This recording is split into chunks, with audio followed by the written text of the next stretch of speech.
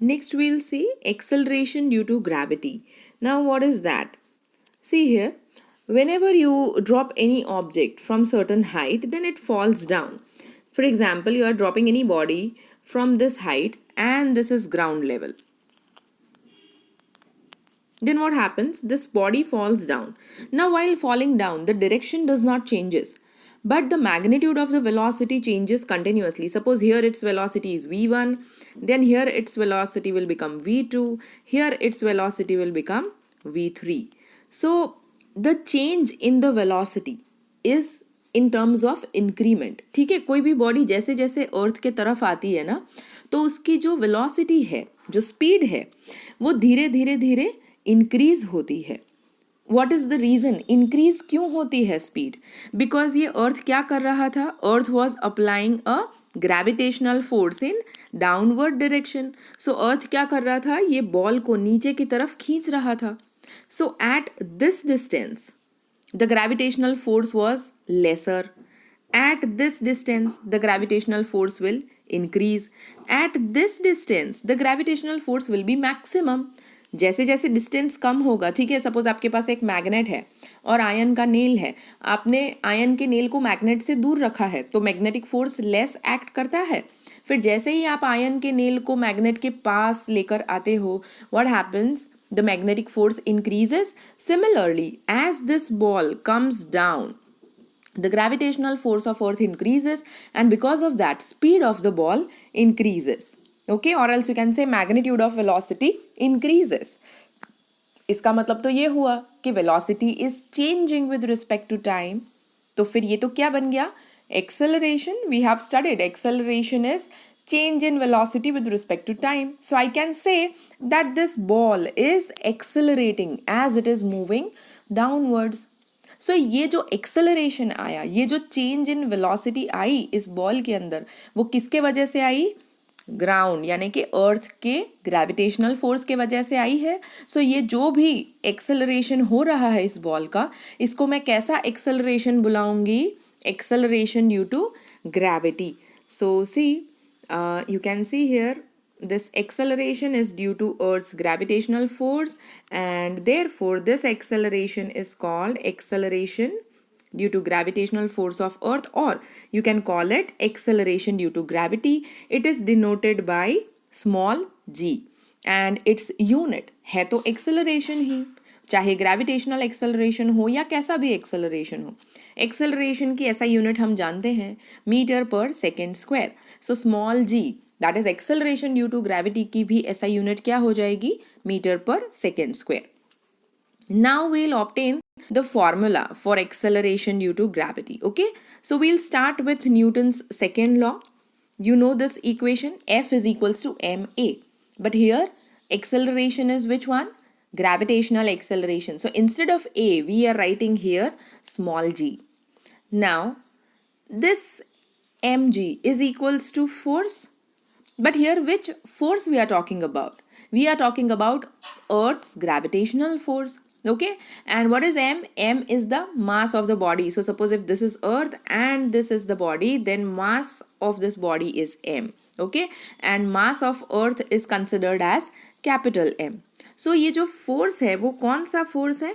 Gravitational force की बात हो रही है. So instead of this F, can I substitute this equation? G capital M into small m upon D square. हमने universal law of gravitation पढ़ा था ना, वहाँ से हमने ये वैल्यू सब्स्टिट्यूट कर दी. Now you can see here this M and this M they will get cancelled, क्योंकि ये तो दोनों एक ही बॉडी के मासेस हैं. So both this M's will get cancel. So you are left with this equation. तो ये तो हमें मिल गया formula acceleration due to gravity का. अब इस फॉर्मूला को आप ध्यान से देखो. In this formula you have universal gravitational constant, you have the distance between both the bodies, और मास अगर हम चेक करें तो मास तो सिर्फ अर्थ का है.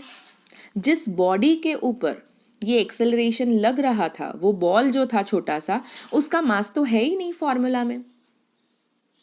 तो इसका क्या मतलब हुआ कि एक बार चलो I will try the same experiment with different different bodies. यहाँ मैंने बॉल लिया, फिर यहाँ पर एक बॉक्स ले लेती हूँ मैं, और अब इन दोनों को अर्थ के ऊपर गिराते हैं और दोनों केसेस के लिए मैं ये जी का फॉर्मूला ऑब्टेन करती हूँ, तो मुझे तो ऐसा ही फॉर्मूला मिलता है।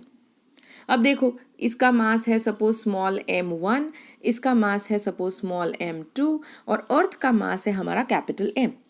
तो फॉर्मूला के अंदर ये m1 या m2 तो आया ही नहीं। What does this mean? G तो यूनिवर्सल कांस्टेंट है। अगर बॉल और अर्थ के बीच का डिस्टेंस, बॉक्स और अर्थ के बीच का डिस्टेंस d मैं सेम रखती हूँ, ठीक है, इसको भी 1 किलोमीटर हाइट से गिराया था, इसको भी 1 किलोमीटर हाइट से गिराया था हमने, तो ये इक्वेशन हमें क्या बताता है कि एक्सेलरेशन ड्यू टू ग्रेविटी अलग अलग मासेस या अलग अलग शेप के बॉडी के लिए अलग अलग नहीं होता है, सेम ही होता है। अगर आप जंप करोगे ना, ऐसे अपने घर के छत पे जाके अगर आप जंप लगा दोगे नीचे, तो आपके बॉडी पे जो एक्सेलरेशन ड्यू टू ग्रेविटी लगेगा, और अगर आप छत पे जाके एक बॉल को फेंकोगे नीचे, तो बॉल के ऊपर जो एक्सेलरेशन ड्यू टू ग्रेविटी लगेगा, the value will be same, कोई डिफरेंस नहीं होगा, क्योंकि जिस बॉडी के ऊपर एक्सेलरेशन लग रहा है वो बॉडी का मास तो इस इक्वेशन में आता ही नहीं है। तो इस इक्वेशन के अंदर किसका मास आता है? जिसके वजह से एक्सेलरेशन लग रहा है उसका मास आ रहा है। किसके वजह से एक्सेलरेशन लग रहा था? Acceleration was acting because of earth. So you can see here you have the mass of earth over here. Capital M was mass of earth. So the body because of which acceleration is acting on the other body. Okay, here the acceleration was acting because of earth. So mass of earth is present. Mass of the body on which the acceleration was acting, it is not there. सो अगर यही experiment आप Jupiter पे जाके perform करते हो, तो यहाँ formula में किसका मास आ जाएगा? जुपिटर का। अगर सेम फॉर्मूला आप सेम एक्सपेरिमेंट अगर मून पे जाके परफॉर्म करते हो, तो यहाँ फॉर्मूला में किसका मास आ जाएगा? मून का मास आ जाएगा। ठीक है, सो एक चीज क्लियर हो रही है कि if we are performing this experiment on earth for different bodies, okay, we'll keep the distance same, एक ही हाइट से हम अलग अलग बॉडीज को गिरा रहे हैं, तो सभी पर जो acceleration due to gravity because of earth act करेगी is going to be same, क्योंकि बाकी ये सब तो कांस्टेंट है, हमने डिस्टेंस कांस्टेंट कर दिया, जी कांस्टेंट है, मास ऑफ अर्थ भी कांस्टेंट है। तो आप एक छोटा सा पेन का चौक का टुकड़ा ले लो और एक बहुत बड़ा मेटल का कोई टुकड़ा ले लो, दोनों के ऊपर same amount of acceleration due to gravity लगेगा अर्थ के ऊपर। अब यही दोनों तीनों चीज़ें लेके हम मून पे चले जाएंगे और मून पे जाके सेम एक्सपेरिमेंट परफॉर्म करेंगे। Will keep the distance d 1 kilometre, g की वैल्यू तो चेंज नहीं होती, वो चाहे अर्थ हो चाहे मून हो, g is going to remain same only. Mass moon का जरूर बदल जाएगा। यहाँ किसका मास लिया था हमने? अर्थ का। Now if you go on moon then you have to substitute here mass of moon. So if you take different bodies on moon and if you perform the same experiment, acceleration due to gravity which is acting on moon, आपको सारी value सभी bodies के लिए कैसी मिलेगी? Same मिलेगी। But yes, the acceleration due to gravity on moon will be different than the acceleration due to gravity acting on Earth's surface, because for Earth here this will be mass of Earth and for moon formula will be like this will be mass of moon, ये moon का मास हो जाएगा। ठीक है ना। सो भले g constant है, d constant है, यहाँ पर भी ये g और d दोनों सेम है दोनों इक्वेशंस में, बट आप मास चेक करो, यहाँ किसका मास डाला? मून का, और यहाँ किसका मास डाला है हमने? अर्थ का, जो तो डिफरेंट है ना। सो फिर ये g की जो वैल्यू है अर्थ पे और मून पे दोनों पे कैसे मिलेगी? अलग अलग मिलेगी। So remember, on different planets the value of acceleration due to gravity will be different, but on the same planet the value of acceleration due to gravity on different bodies of different shape and different masses will be same। ठीक है।